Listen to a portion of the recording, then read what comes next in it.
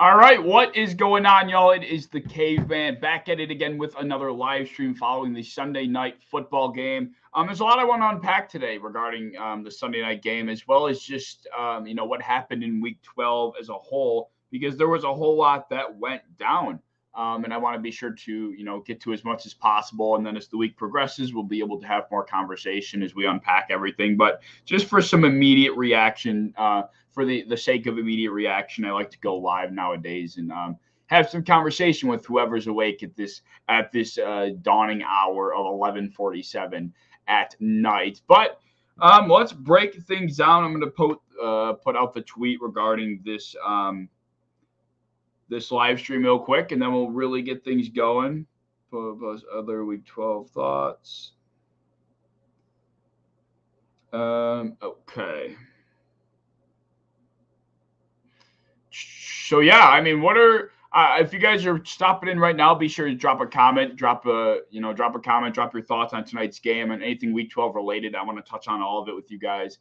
So if you're stopping in, be sure you drop in a comment. Let me know that you're here. And I'm looking forward to having about a solid 45 minutes to an hour conversation with whoever wants to stop in and leave your thoughts, because there was a lot to unpack from this week. On Thanksgiving, of course, we had three games, and now today we had a few upsets across the board. So I do want to get to all of those. So let me finish getting this out real quick. Going live to discuss Week 12. Stop in. All right.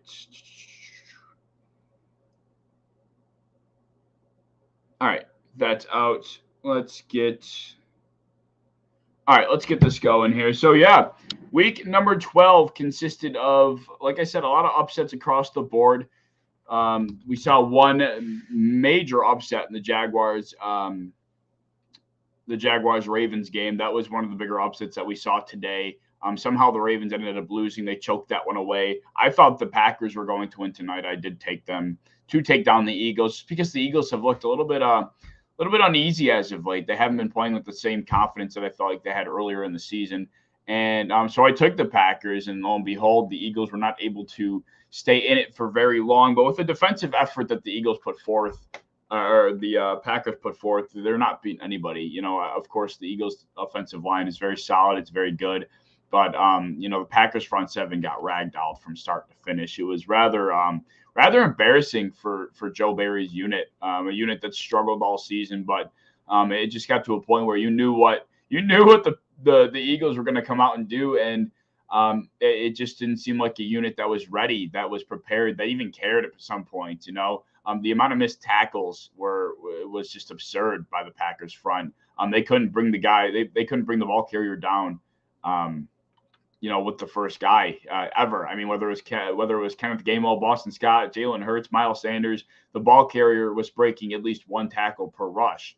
It just was not a showing that you would want from a team that, a defense that we all thought, at least for myself, was going to be a top 8 unit. I thought the Packers defense was going to be very solid this year. I know they're hurt up front, but it just was an embarrassing effort. As good as the Eagles are in terms of offensive line play, it just was something from the Packers' perspective that is a really ugly sight to see. I mean, they win that game if they just make one or two extra stops on the ground. Truthfully, they were one or two stops away from changing the course of that game, but that Packers front just could not keep up.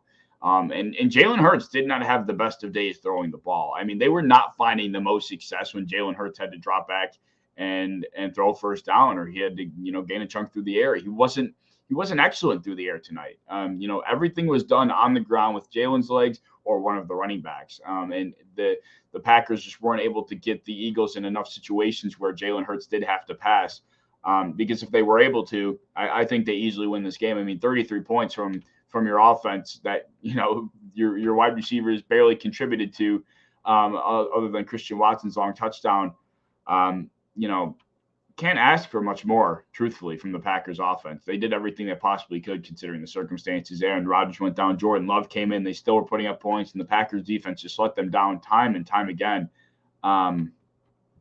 Yeah, just ugly, just a really ugly one. And I thought after what the Eagles lost 2 weeks ago to the Commanders, they barely squeaked away from the Colts last week. I thought Aaron Rodgers would be able to come out here and get the deed done. But once he went down, it seemed like all hope was lost. But Jordan Love stepped in and did well. Jordan Love did surprisingly well for somebody that I've never personally had much faith in. They did say in the preseason he took a few steps in his development. At least that's what it looked like. But of course, it's preseason. Who really knows? But in this game, Jordan Love stepped in when he had to, and on his what was it, second or third pass of the game, he hits Christian Watson over the middle, and that athletic freak does the rest once he gets to the edge.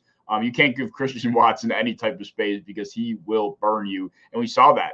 He is one of the most athletic players we have in the NFL per RAS score or RAS score. RAS, I'm not exactly sure how to pronounce it, but RAS score. He is one of the most athletic guys that we have in the league right now.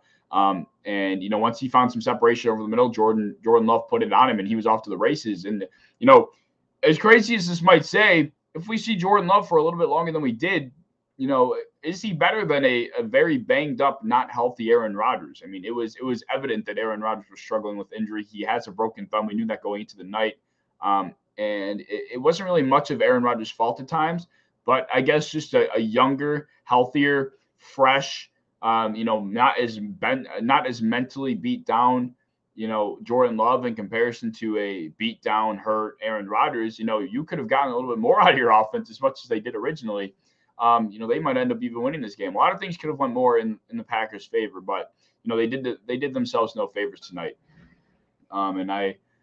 And if I'm a Packers fan right now, I'm not sure how I'm feeling. I don't know how I'm feeling going to next year. What's going to happen with Aaron Rodgers? Seeing Jordan Love pop off the way he did was nice. Whether or not this was a fluke, I guess that'll be something that time will tell with. But as the season progresses, and now seeing Jordan Love's performance tonight, I'm really starting to think that this is going to be Aaron Rodgers' final year. He's injured. I don't think he really wants to be there anymore. And now that Jordan Love is playing well, that'll give the Packers all the more reason to move on from Aaron Rodgers. So will they move on from Rodgers after this year? My prediction is yes.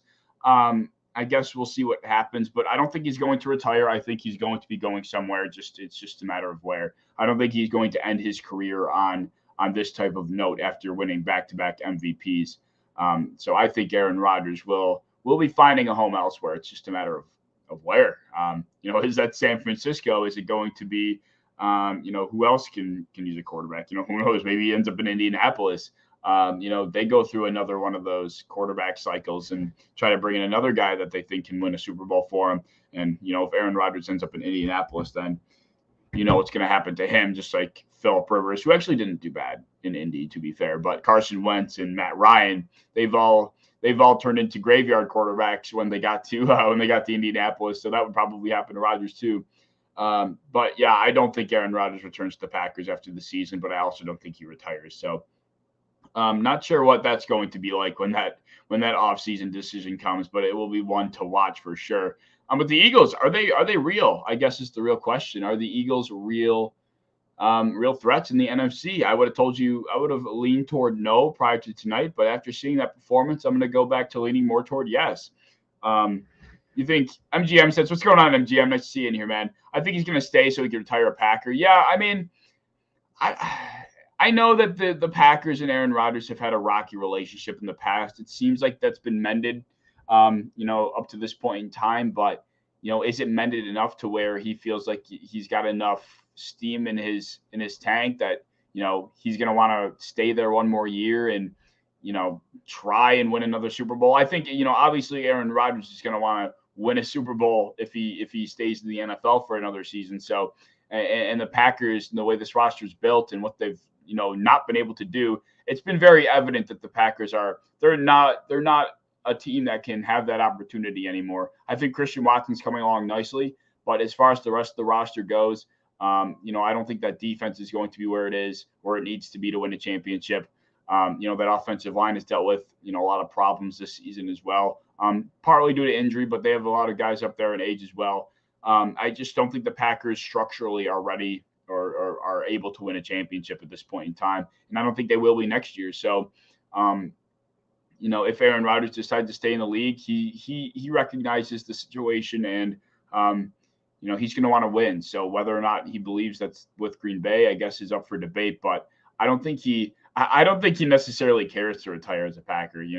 The franchise that kind of gave him the opportunity to get where he is currently. I just don't strike him as a guy that really cares about that kind of stuff. He's just like, yeah, whatever. Thanks, Green Bay. He'll go off to the next team and give it his best effort over there. That's just the way I take him.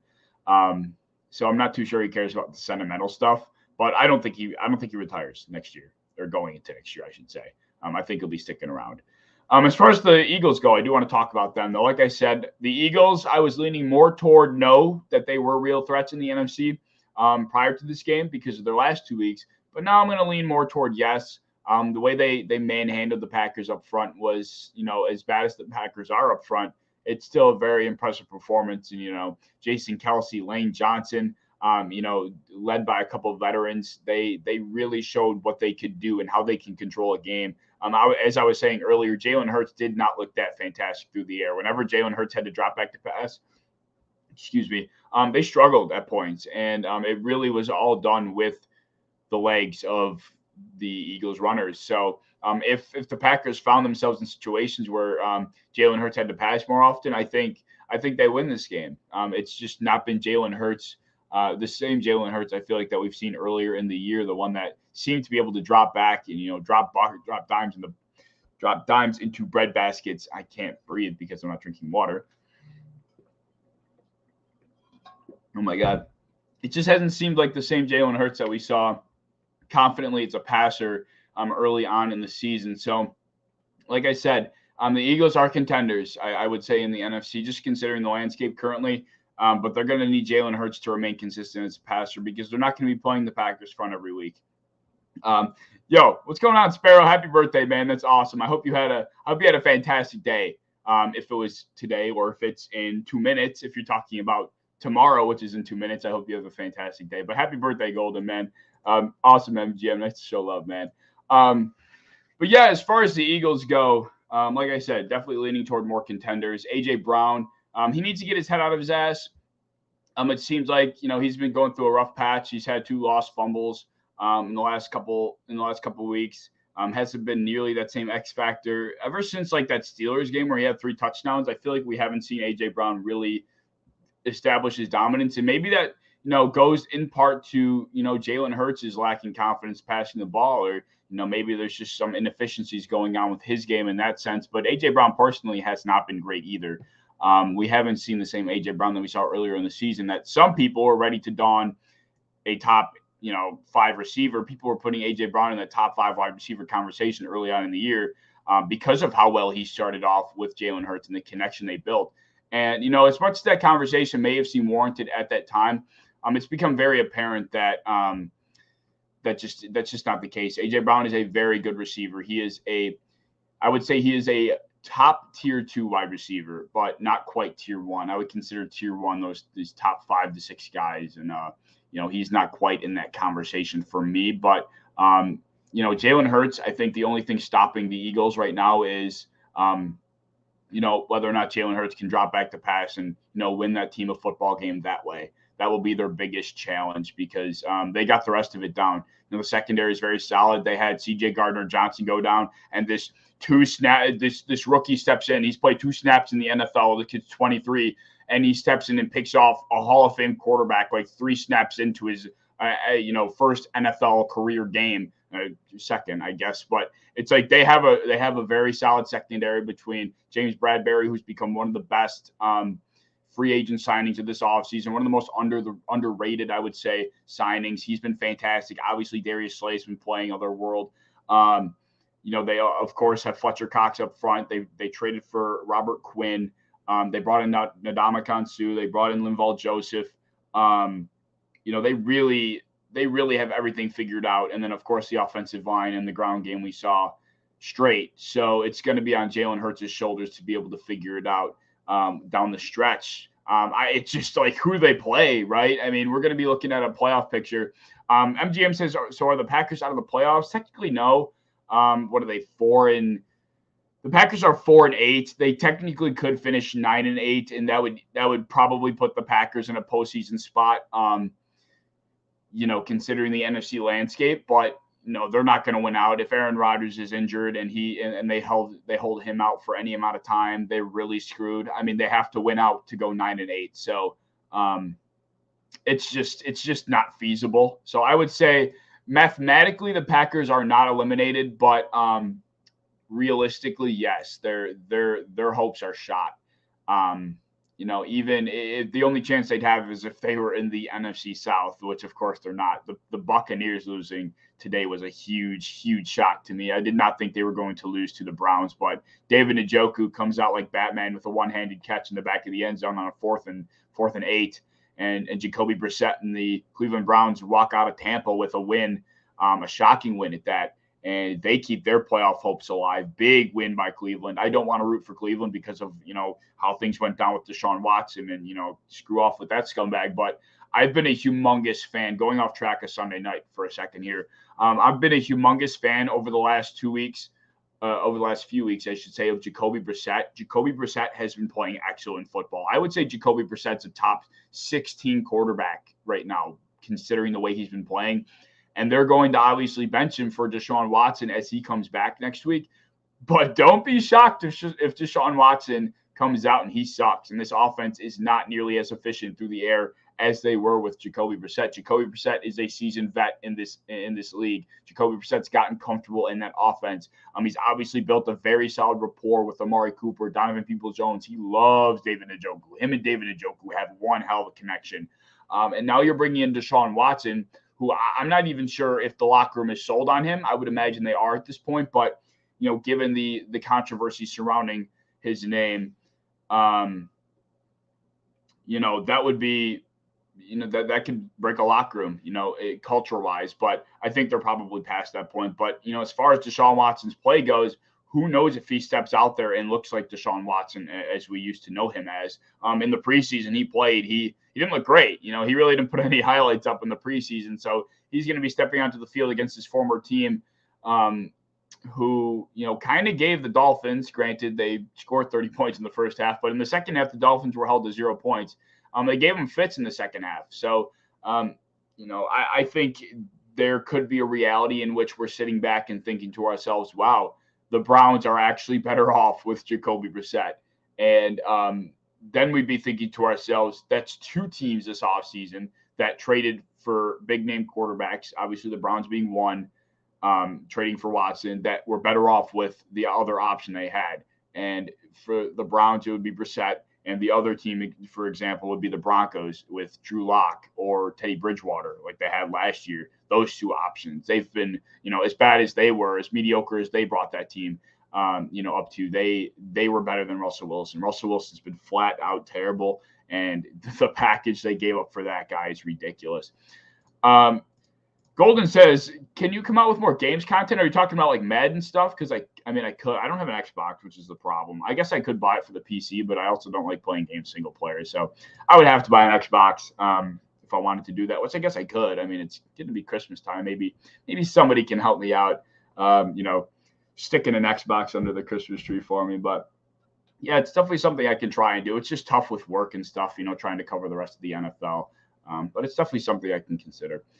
But yeah, getting back on track for tonight, we see a Philadelphia Eagles team manhandle a Packers defense that struggled this season. I had high hopes for the Packers defense, very high hopes. And Joe Barry, a lot of people in Packerland are not big fans of Joe Barry. I've come to realize after watching a few of their performances why, they wouldn't be fans of Joe Barry. I'd be shocked if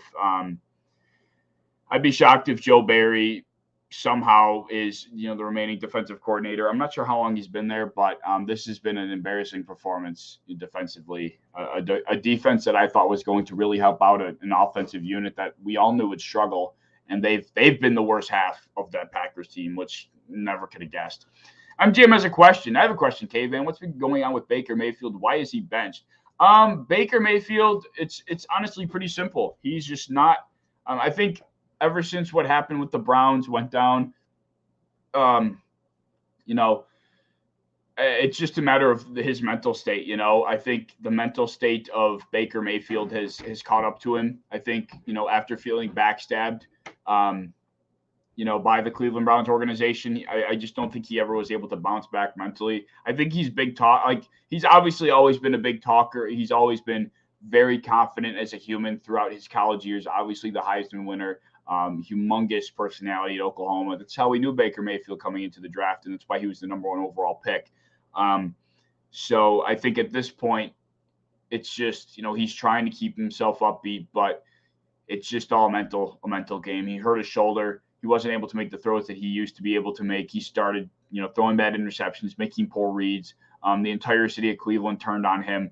His own franchise turned on him. And then he gets shipped off to an organization, new scenery, with, an offense that wasn't bad by any stretch of the imagination, but a much different one. He was with the Cleveland Browns.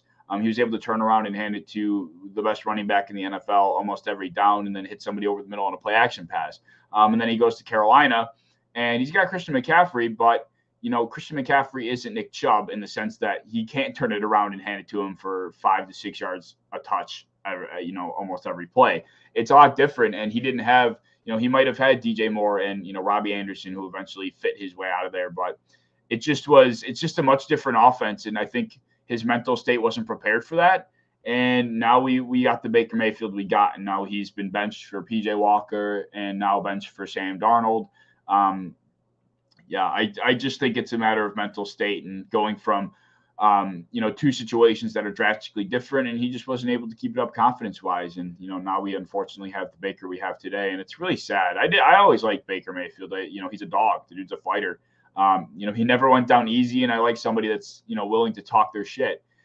But, unfortunately for Baker, he just couldn't keep up, to answer your question. Golden, yes, I did recently hit 1,000 subscribers. I haven't really publicly acknowledged it yet, because I'm trying to, I have something in the works behind the scenes to kind of do a nice celebration video and do something for you guys. You guys as subscribers that have been fantastic to me, throughout this whole journey. I've been doing this for about 2 seasons now, I think. I can't even remember. But, it's been a long time coming, and I finally hit the big 4 digits. So, it's a really cool feeling, Golden, and people like yourself have been here for the ride, and I appreciate it tremendously. So I know I haven't acknowledged it publicly. Of course, I realized it, but I have something in the works for you guys behind the scenes that I'm pretty excited for. That probably will be out near the end of the week.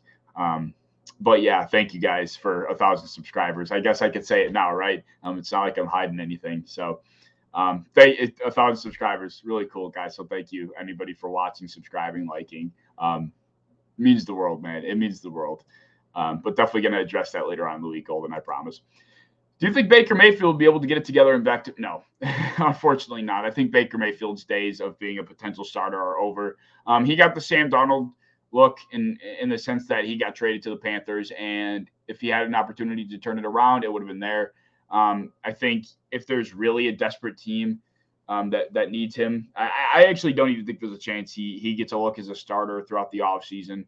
I think, Baker Mayfield's best chance of becoming a starter at this point would be, somehow ending up, as a backup somewhere that's actually a relatively decent team. And he has to go in due to starting quarterback getting injured, or, for some reason the starting quarterback's that bad, he gets benched and Baker goes in and Baker balls out. But even then, we could see a Baker Mayfield, relief treatment where he comes in for whoever he's backing up for next season. And he does well. And it would probably take, I think Baker Mayfield would need to string together like 4 to 5, like 200, 250 yard, 2 to 3 touchdown performances with like a 4-1 record in that span to even be considered a starting quarterback again. It's, I guess the likelihood is next to 0 personally, MGM. That's how I'm kind of feeling. It's sad, like I said, but it's just the reality of things nowadays. Thank you, Golden. It means a lot, man. Honestly, I really appreciate it, dude. People like you, MGM, all you guys, you're the reason I'm here. So I can, I'm proud of being here, but still got a long way to go. And I'm just sitting here talking football. So it's you guys that do all the heavy lifting for me. All right. What else can we talk about? Oh, of course. I want to talk about Jordan Love actually for a second too. We saw Jordan Love step in for Aaron Rodgers after he was ruled out with an oblique, obviously playing with a broken thumb. But Aaron Rodgers, once he was relieved for Jordan Love, I thought that was the game for the Packers. But Jordan Love stepped in and, hit Christian Watson over the middle, and suddenly it was a 7-point game. Jordan Love, they said throughout the preseason that he started to take steps in his development. He looked good in the preseason, but of course we can only take that with a grain of salt. But he relieves Aaron Rodgers and he starts dealing. I thought they were actually going to end up with 7 more points at the end of that game on that drive where they took the field goal. Unfortunately, they didn't, but he moved them down the field. He hit Lazard from opposite hash to opposite sideline, on his first throw of the game, then hit Watson for that long touchdown. After that, he stepped out there and he hit Watson over the middle on that final drive. He had a couple other nice tosses. He hit Aaron Jones on the sideline, a beautiful back shoulder ball. Hit Aaron Jones right in the numbers. He couldn't come up with it. It was a tough catch, but it was as good of a ball as you're going to get in that situation. So shout out to Jordan Love for a fantastic performance in the time he needed to step up. And going back on that point, we were talking about it earlier, MGM. I think Aaron Rodgers is done. I think he'll be out of Green Bay after this year, and Green Bay will be happy to move on because I think they'll have to come to reality that they're not the contending team they once were. And Jordan Love is looking good enough to continue on with. So why not just get rid of Aaron Rodgers and maybe trade what you can get for him? So I think Jordan Love looked great tonight, and there was no hesitation with him either. It's like he saw a read, he was drilling it in there. He didn't, there wasn't one throw it looked like he didn't feel like he could make. He was taking the snap with this amount of confidence that I didn't think Jordan Love had, and he looked like he could make any throw. He really stepped out there and looked that way, and it was cool. It was cool to see that whole story, and it's funny. It's just funny considering the track record of the Packers. They had Brett Favre, they draft Aaron Rodgers, and kind of that whole thing goes down. Aaron Rodgers takes over. Brett Favre not too happy about it, blah blah blah. And Aaron Rodgers goes on to be Aaron Rodgers, right? Now we're looking at kind of the same situation. The Packers draft a quarterback behind Aaron Rodgers when they probably shouldn't have. Jordan Love goes in and, he just looked too great originally. Everybody's questioning the draft pick, and now we're down the road a couple years later, and we're looking at Jordan Love like, hey, maybe the Packers actually do have something in him. So are we going to see history repeat itself where the quarterback that the Packers draft questionably, kind of roll into the starting job, looking good? That'd be pretty interesting to see, genuinely.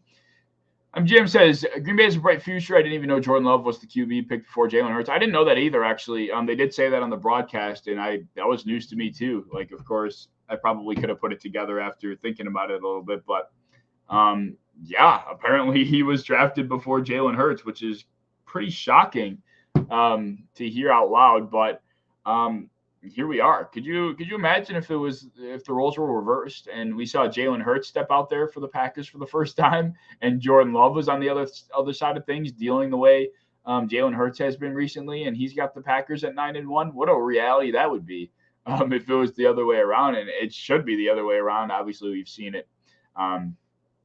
We've seen that the way it should play out. Oh my God. Sorry, I'm thirsty. But yeah, I think Green Bay has a bright enough future to where, they're not going to have to go into full rebuild mode, but it's definitely not a bright enough near future for, Rodgers to stick around. Next year, if Aaron Rodgers gets traded, where do you think he will go? Oh boy. And I guess I don't even know if it'll be a trade. You'd like to think it will, but the way his contract is structured, it's a little odd. It's almost like he has the opportunity to go somewhere else, and I guess that would be via trade. So, I guess I take that statement back. But I think it's possible that Aaron Rodgers ends up with I think the 49ers would be the front runners. Jimmy Garoppolo, he cannot remain the starter there for very long. They just beat the New Orleans Saints 13-0 today. They should have beat them down by 46. But, they got Jimmy Garoppolo under center. The Saints have a tough defense, but the 49ers also have the best offensive cast in football. And you would have liked them to put down the Saints a little bit more than they did. So I think the 49ers are front runners. I think we also could possibly see him imagine him going to the Jets. Imagine that. Obviously, the whole cluster, the whole cluster that's gone on with Zach Wilson, and Mike White steps in today against one of the worst passing defenses in the NFL, and he torches them for 300 about. 315 yards Mike White had today. I think the Jets could be in that conversation magically. Could you imagine? Oh, man. Aaron Rodgers to the Jets would be something. But I genuinely think they could be in that conversation. So the 49ers, the Jets, where else could we be looking at? Maybe the Colts. I guess it depends how things shake out for them as the season unfolds. But I don't think that's as much of a reality as it could be. But maybe we're looking at the Giants. I don't think the Giants are that close to being contenders to be taking a bid on him. So, I mean, yeah, the 49ers and the Jets come to mind, immediately. Maybe Washington. I mean, I guess Washington perhaps. I'm just not too sure why. I'm not sure if Washington's in a position to be making a move like that, but I'm just trying to think of teams that don't have a long-term situation figured out at quarterback, but also are, could be considered a quarterback away. The Jets could be considered a quarterback away, sure. They're still a very young roster, though, so maybe that's a stretch. The 49ers obviously lead that conversation. Outside of that, who else? Nobody really fits that description anymore. I mean, the Browns got Watson this offseason. The Dolphins are obviously sticking with Tua. Denver got Russell Wilson, but obviously they've gotten to where they're at. That's probably it, right? The Rams, no. Saints, they couldn't afford that. That's probably it. Those are the only three teams that I think could be in that that conversation, and I would probably rule out the Commanders, honestly. So my bid would be the Jets or the 49ers. Long story short, what a world that would be. If Aaron Rodgers came to the Jets, I'd be mad. I'd be mad, to put it nicely. What else happened today? I guess we could talk about the Bills game for a short spell of time, right? We saw the Bills gut out a tough victory over the Lions, 20-25 in Detroit. And not many fans were happy about that victory. I know people were a little bit salty of the result. Not the result per se, but a little bit salty of the way it went, just because it was a tough one. I don't think any team want a 38-year quarterback except Green Bay. Hey, you'd be surprised, man. We saw how much Cleveland paid for a quarterback that hasn't played since 2019. We saw how much they paid for him.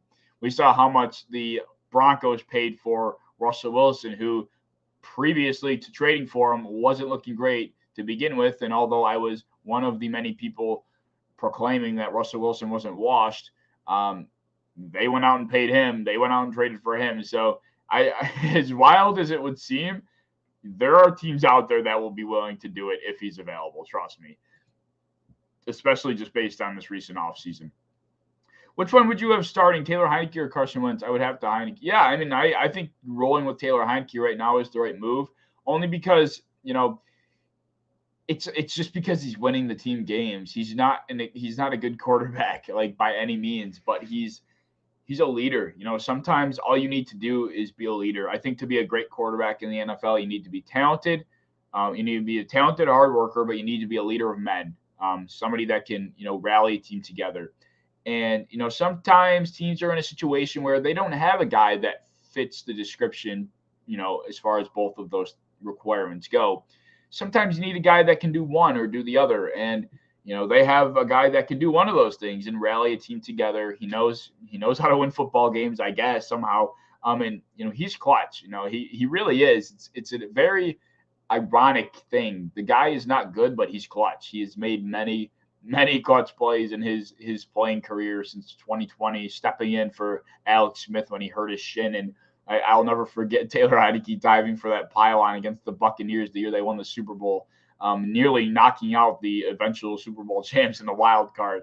Heinicke, he just knows how to win games. It's an interesting dynamic they have over there. So the guy's not good at quarterback. Let's not get it twisted. We saw a whole year of Taylor Heinicke starting quarterback last year, and they weren't good. The defense sucked in his defense, but Heineke is only winning games right now because the defense is playing extremely well. If the defense wasn't playing the way it was back in 2020, then Heineke is not winning games right now.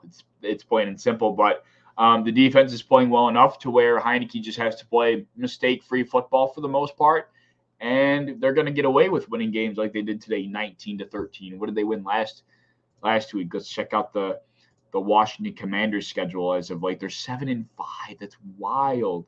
That's wild. The Commanders are 7-5. They started out 1-0, 2-2, 1-3, 1-4. They started out 1-4, and they've won their last 6 of 7. The Commanders have won their last 6 of 7. But they're not winning games by a lot, man. They're not. Heineke's first win came against the Packers. They won 23-21. Then they beat the Colts 17-16. They lost to the Vikings 20-17. I mean, this is what I mean. They lost to the Vikings 20-17. 20 points is not a lot in this league, and not being able to beat a team that only put 20 points up on you is, it's tough. They took down the Eagles, though. They were able to put up 32 on the Eagles, which was obviously Philly's first loss. That was impressive. They beat the Texans 23-10, and then they beat the Falcons 19-13. They're not high-scoring games. It's the defense putting the offense in positions to be successful and to take advantage consistently. So, not taking anything from Heineke. To his credit, he's played well. Yeah, like MGM says, he doesn't put the ball in harm's way that often. I'm not even sure he has to have an interception. Yeah, he's definitely got interceptions this year, but I just want to check on his stats real quick. Taylor Heineke this season has, once my computer wants to load, Taylor Heineke this year has 4 interceptions in 5 games. Okay, so it's not even bad. I mean, he's not putting the ball in, I guess to put it simply, he doesn't put the ball in harm's way in big spots. I guess that's the best way to put it, and that's how they're winning football games. No turnovers, running hard. Brian Robinson is very bad in terms of efficiency, but he's not getting brought down by the first tackler either. So I guess it balances itself out in certain situations. Antonio Gibson, although he was pretty much written off as a kick returner early on in the year, he's come a long way, and Ron Rivera seems to have trusted him again. Terry McLaurin is being Terry McLaurin. He's a top 10 receiver in my book right now. They have Logan Thomas as a weapon as well. That's just a good offensive line. Washington's built like a team that can handle a quarterback that isn't that great. Simple as that. The Broncos can't score more than 20 a game. The Broncos have this wild stat, and I don't know if you guys saw it or not, but I'm going to try and pull it up for you. Let's see. Is it 17 points? I think it's 17 points. Let's see if I can find it. Here we go. I'm going to pull it up on screen real quick. The Broncos can't score more than 20 points. Well, check out this stat, MGM. Let me share my screen real quick. Present, share screen. Okay, yeah, don't share these tips again. Look at this. Look at this stat for the Denver Broncos. I'm sure you probably saw it, but for the 9th time this season, this was today, the Broncos failed to score 17 points in a game. They put up just 10 points today against the Panthers, and then now are 3-8 on the season. And you want to know what's even crazier? Let me see if I can find the stat that relates to that. Here we go. And that's it. Broncos lose 23-10. They're 3-8. For the 9th time this season, Denver fails to reach 17 points. 7 losses in the last 8 games. Denver. Oh, wait. Never mind. That's not what I wanted. Where's the stat? Denver, Carolina. Sam Darnold. No. Work my words. Broncos score more. No. There was a stat that said that the Broncos. Wow. Okay, we can do the math right here. The Broncos defense has given up 17, 9, 10, 25, 12, 19, 16, 17, 17, 22, 23. So if the Broncos would have scored, wow, that's wild. 14.27 points per game. The worst by any team in the NFL since the 2000 Browns, which was 10. Oh, my God. Imagine an NFL offense only averaging 10 points a game. That's terrible. Now we're looking at a Broncos defense that's barely giving up points on a regular basis. I mean, they've given up 25 points. 25 points was the most that this defense has given up this season. That's not even that crazy. I mean, teams average 25 points nowadays. But if the Broncos would have put up 18, let's say if the Broncos put up 18 points on average, which is probably still dead last in the NFL, that would be 1-0, 2-0, 3-0. Well, 1 win, 2 win, 3 win, 4 win, 5 win, 6 win, 7 win. They would have 7 wins out of these 8 losses. That's insane. 1, 2, 3, 4, 5, 6, 7, 8, 9, 10, 11. Okay, hold on. Regardless, you get the point. You get the damn point. I'm not going to continue driving it home. But yeah, crazy, right? Crazy. If they were just averaging a just semi halfway decent amount of points on average, they would be an above 500 team and probably contending in the AOC, at least for a wild card spot. Golden Sparrow says, if you were the Rams GM, what would you do? Oh man. If I was the Rams general manager, I mean, you're going to have a bunch of guys this offseason, a bunch of superstar players this offseason that are going to want to still try and win a championship because they're not 22 years old. So they're going to want to be looking to get out of there. And they have guys that they can get draft capital for. If Aaron Donald doesn't retire, which would probably be their worst case scenario, if Aaron Donald retires and they can't get anything for him, that would really suck for him. But if Aaron Donald doesn't want to retire and he's got another year or two in him, you deal Aaron Donald, you deal Jalen Ramsey, maybe even deal Cooper Kupp. If Matthew Stafford is sticking around, then I guess, but you just go into full rebuild mode. I don't know how you don't. I mean, you already have a roster in the second half of the season that is basically a practice squad roster. You might as well roll into next year with a similar roster. Maybe you can get your hands on like a Teddy Bridgewater or something.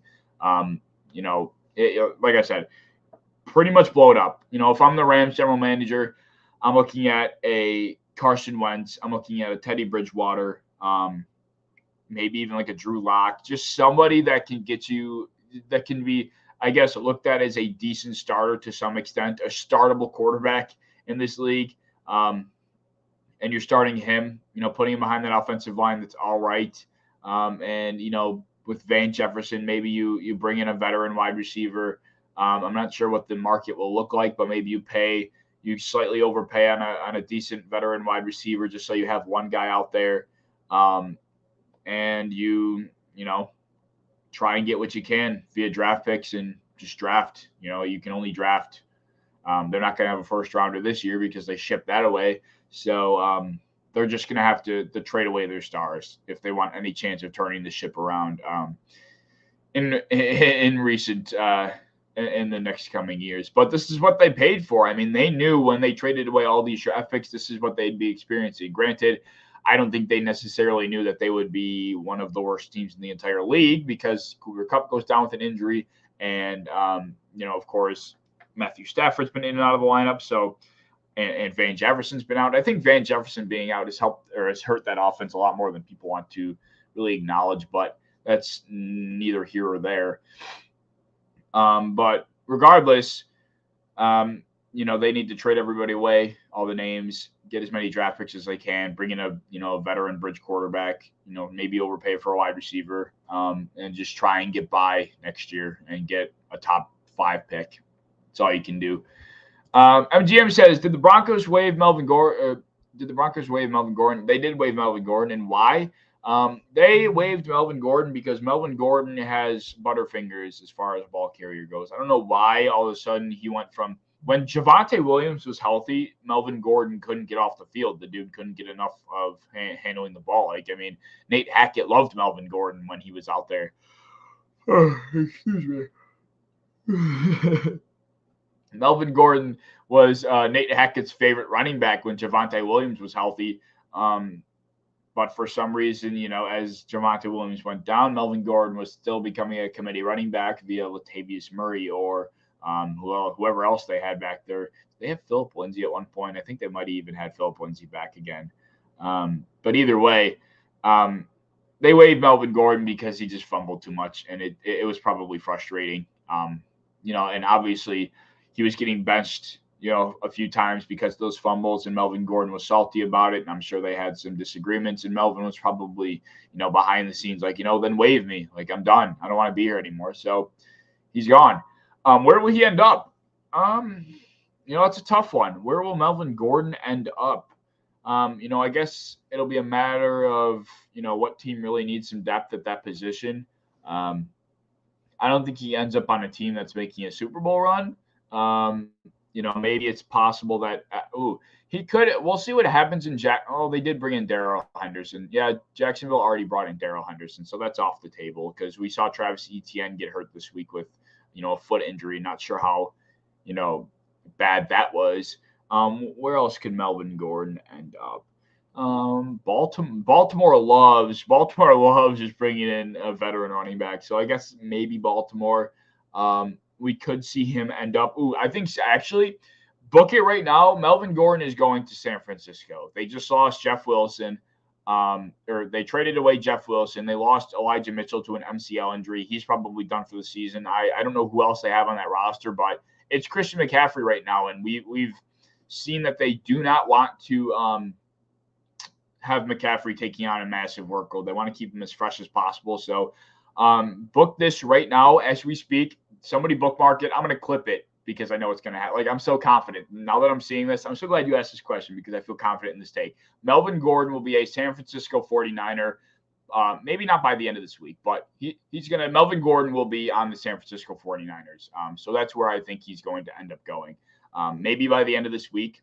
I'm not sure when exactly him being he's probably already on waivers. He's probably cleared already. So 49ers is my answer because of the Elijah Mitchell injury. Not sure where else would even make sense, honestly. I mean, Benjamin went to Houston after he got waived. The Falcons have 14 running backs already. I don't think the Titans need anybody. The Bears, maybe the Bears could use him, but and I guess I take that back. I said that Melvin Gordon won't be going to a contender, but yeah, I think he will be going to a contender because I think he's going to the 49ers. Maybe the Bears swoop in and grab him because Khalil Herbert's hurt. And obviously they don't have Justin Fields right now, but my vote is to the 49ers for Melvin Gordon. All right. If you guys have any other questions, we're approaching. We got to the 47-minute mark here. It's 12:30 in the morning. So if you guys have any final questions you want to drop in the comments, I will feel free to. I'll be happy to answer them. But as far as free form conversation goes, I'm probably going to wrap it up for myself here. Like I said, how about the Bills? All right, yeah, we can talk about the Bills for a quick second here. The Bills, like I said earlier, I kind of touched on it. They come out with a hard-fought victory against what is looking like a good Lions team, and a terrifying one at that. The Lions have been good lately. The Lions have been very good, and they were on a 3-game winning streak. And they come into Detroit. Well, Buffalo goes into Detroit, and our defense has been struggling as of late, and they have a red-hot offense. So we knew we were getting ourselves into a physical football team. 5 days, 2 games in 5 days. We just played a physical team. In the Browns, we have 4 plane rides in between going to Detroit the first time, then going back, and then having to go back again, and all the snow debacle and all the injuries, people getting sick. I mean, the Bills they're going through a lot, man. The Bills have been going through a lot. I know people aren't too happy with the way we've been playing lately, and it's obviously below expectations, and they know that. Let's be clear here. Like, they know that they're not playing to the expectations that they set for themselves prior to the year. But we have to take things into consideration. We have to look at the broader picture. I think off the field, external factors play a lot more into the product we see on the field than we like to admit, that us as fans want to acknowledge. So at the end of the day, we're 8-3. We easily could be a 6-5 football team right now. Easily could be a 6-5 team between that game against the Browns, which the Browns have looked relatively decent lately as well. They just beat the Bucs. They've been a tough football team, and we handled them with relative ease, right? As well as this Lions team. So two hard-fought victories, determined victories. This is a football team that does not give up, and they're not folding despite how many injuries they suffered, despite how tired they may be because of what else is going on outside of the gridiron. So I'm pleased with the Bills right now. It's a lot different than last year. Last year I was pissed off because we were 7-6, losing games we shouldn't, and we weren't hurt. It just was inconsistent play. I think at this point, our team is just hurt. Like, we're struggling to stay healthy. And, between that and, maybe a couple confidence issues, we're struggling. It's a lot different than last year. Last year, I was pissed off with where we were at and how we were struggling. It's just this year, we're struggling due to a lot of things out of our control. And there are things in our control, which I touched on in my video following the Lions game, that I think we need to fix. And I have trust in our team to make those adjustments, which will, return us back to that contender form.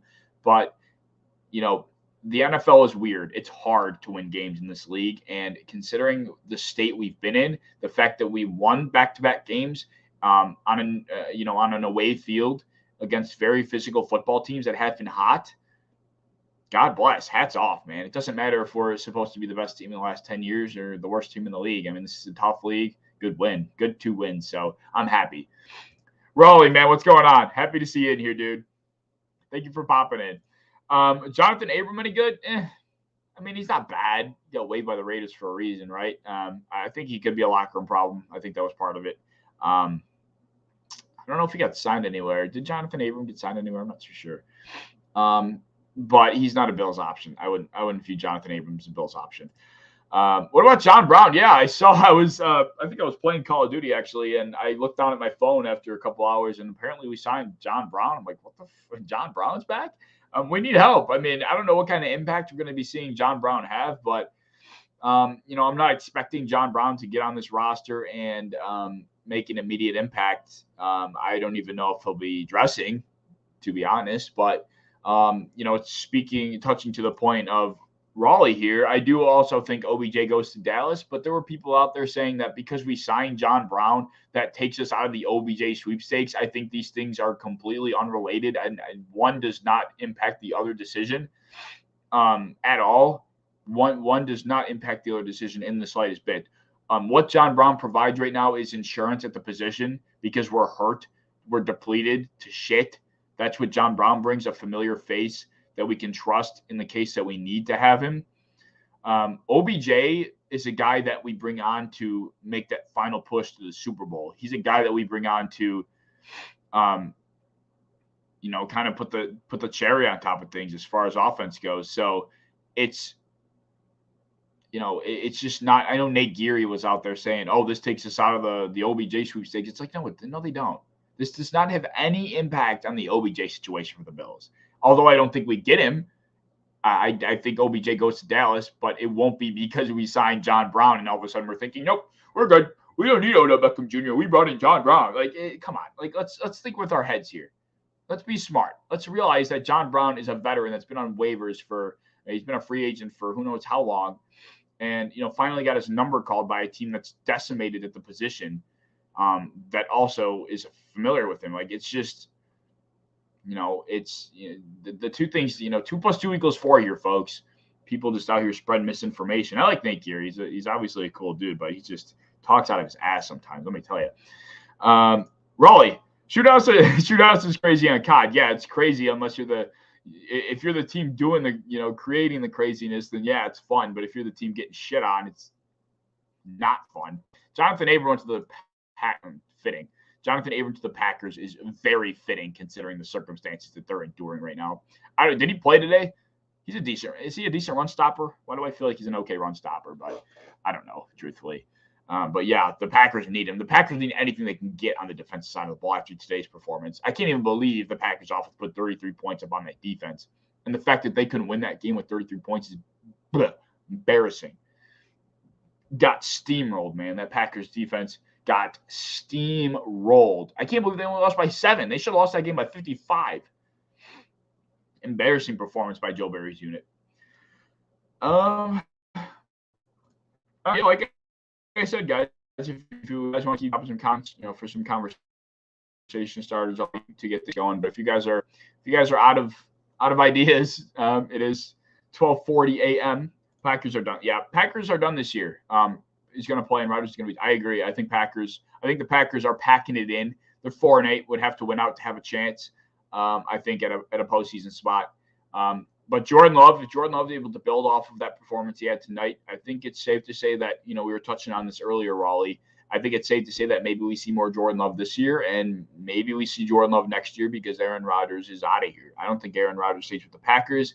I don't think he retires either. MGM and Sparrow and whoever else is sticking in here, we're discussing, where Aaron Rodgers could end up if he didn't retire but left the Packers. And the two teams that stuck out the most were obviously the 49ers, but also the Jets. As terrifying as a thought as that may be, the 49ers next year are not going to have Jimmy Garoppolo. Whether or not they believe in Trey Lance, I guess, is another story. But if they can get their hands on Aaron Rodgers and they have the offensive unit they have right now, yeah, Aaron Rodgers would probably complete the puzzle. So they're at the top of that list. But, if the Jets really, truly believe they're a quarterback away, and with the young core that they have, considering the Zach Wilson situation, I think the Jets could easily be in that conversation too. They were in the Tyreek Hill conversation this offseason. I obviously nowhere near the same magnitude, but they were looking to spend. They were looking to spend big time. They did a lot of heavy lifting in the draft, but not as much as far as, free agency signings go or big trades. But, don't rule out the Jets and the potential Aaron Rodgers sweepstakes, participant. Yeah, that's how I feel about that. I don't know if that's a hot take or not, but I think I am going to wrap it up here. 55 minutes in, guys. If you've been sticking with me, I appreciate it. Anybody that's just popping in now, I appreciate it, of course. I did want to say, another thank you for 1,000 subscribers. It really is it's a really surreal number, seeing 4 digits on the channel. It's really cool. And I couldn't get here without you guys. And, like I was saying to Sparrow earlier, I haven't publicly announced or, publicly acknowledged having good night, MGM. Appreciate you stopping in, man. Good night. You have a good night, dude. I haven't publicly acknowledged 1,000 subscribers yet, but I definitely plan on acknowledging it, later on in the week. I have a video planned and a nice little thing for you guys that I'm happy to show or give to you guys. So that's going to be cool. I'm looking forward to doing that because you guys have got me here. It's not much. It's not much what I have in mind, but it's definitely a little bit of a thank you. And I'm excited to tell you guys. So I'm looking forward to it at the end of the week. So I'm not sure when that might be. It could be anywhere between Thursday and Saturday is where I'm shooting to have that video out.